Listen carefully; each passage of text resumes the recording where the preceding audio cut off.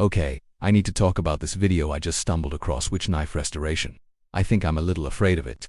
First off, who just casually drops a title like that? I'm sitting here at 2 a.m. supposed to be watching normal restoration videos, you know, the satisfying kind where someone cleans up an old wrench or makes a rusty saw blade shine again. But no, the algorithm decided I needed witch knife restoration in my life tonight. And can we talk about that question mark followed by an exclamation point? That's some serious punctuation anxiety right there. The creator is literally asking and exclaiming simultaneously. They don't know if it's a witch knife, but they're committed to being excited about the possibility. That's the kind of chaotic energy I both fear and respect. But here's what really gets me. They added, I think I'm a little afraid of it. A little afraid.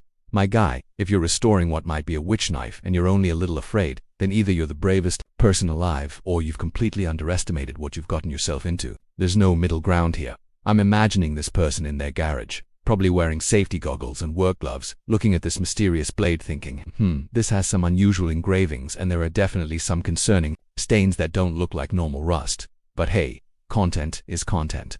The comments section is probably an absolute goldmine of chaos. I bet there's at least 3 people warning about curses, 5 people explaining the historical significance of ceremonial blades, 2 actual witches arguing about authenticity, and 1 person asking if they take commissions. That's just how the internet works with anything remotely mystical. And you know this person is going to document every step of the process. Day 1 started with some light sanding. The blade made a weird humming sound, but that's probably just the metal. Day 3. My plants have grown 3 inches since I brought the knife inside. Coincidence? Day 7.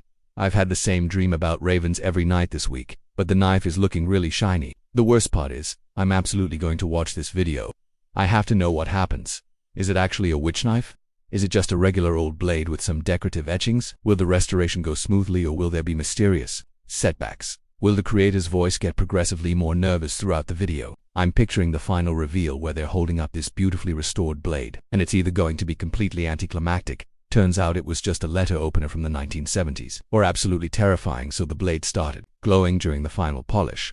And I think I can hear whispering when I hold it. But honestly, the title alone has already done its job. It's living rent-free in my head. I keep thinking about it. What constitutes a witch knife? How does one identify such a thing? Is there a witch knife authentication process? Are there witch knife restoration specialists? Has this person accidentally stumbled into a very niche but lucrative market? The more I think about it, the more questions I have. Did they find this at an estate sale? Was there an old woman who cryptically warned them about it? Did they buy it online and the seller was suspiciously eager to get rid of it? Did it come with any unusual documentation, or was it just sitting in a box with other old tools? And why? Are they afraid of it?